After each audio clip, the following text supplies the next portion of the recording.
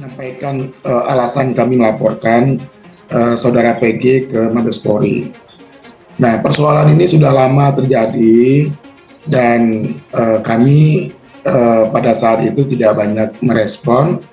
Tetapi ketika eskalasi meningkat, ada massa yang berhadapan-hadapan, harus mengambil langkah-langkah untuk menarik masalah ini dari lapangan ke ranah hukum.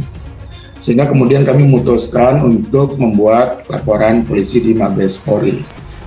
Nah, kami membuat laporan itu pada tanggal 23 Juni 2023. Kemudian sampai hari ini sudah 4 kali kami dipanggil untuk melengkapi laporan. Nah, sampai terakhir kemarin hari Senin ya, kami melengkapi bukti-bukti yang diminta oleh penyidik sesuai dengan materi yang kami laporkan sejak awal.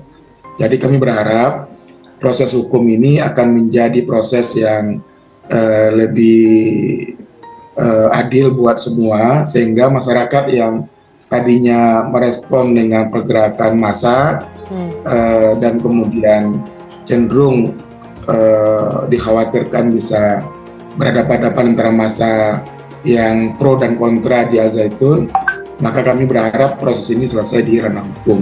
Itu yang sebetulnya kami harapkan dari laporan yang kami buat. Kalau sekelompok umat, ormas dan lain-lain menganggap ini adalah berbeda, menyimpang, itu hak mereka, tetapi jangan sampai negara menghukumi, apalagi sampai pidana seorang karena keyakinannya, karena pemahamannya, karena itu bertentangan dengan semangat konstitusi. Ini sudah sangat lama diperbincangkan sebagai sebuah undang-undang.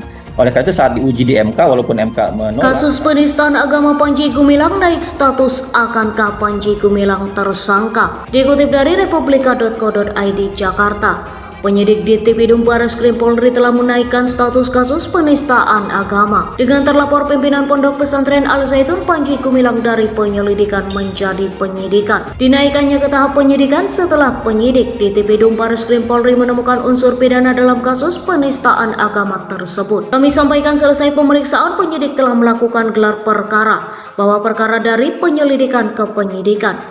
Mulai besok melakukan upaya-upaya penyidikan, tegas Direktur Tindak Pidana Umum Barreskrim Polri, Brigjen Juandani Raharjopuro di Barreskrim Polri Jakarta, Selasa 4 Juli 2023. Selain memeriksa Panji Gumilang, pihak penyidik juga telah melakukan pemeriksaan terhadap 4 orang saksi, 5 orang ahli, dan saksi terlapor. Dari hasil pemeriksaan para saksi dan juga Panji Gumilang sendiri, penyidik menemukan adanya perbuatan pidana sehingga selanjutnya pihaknya akan melengkapi alat bukti lebih lanjut. Diberikan 26 pertanyaan dijawab oleh yang bersangkutan Panji Gumilang, kata Juhandani. Panji Gumilang sendiri diperiksa sekitar 8 jam dari pukul 14 hingga 22 waktu Indonesia Barat, tetapi yang bersangkutan baru keluar dari gedung Barreskrim Polri sekitar pukul 23:30 waktu Indonesia Barat. Namun Panji Gumilang sempat tertahan, tidak bisa keluar dari gedung Barreskrim Polri akibat adanya kericuhan. Hal itu terjadi lantaran saling dorong antara massa dari Panji Gumilang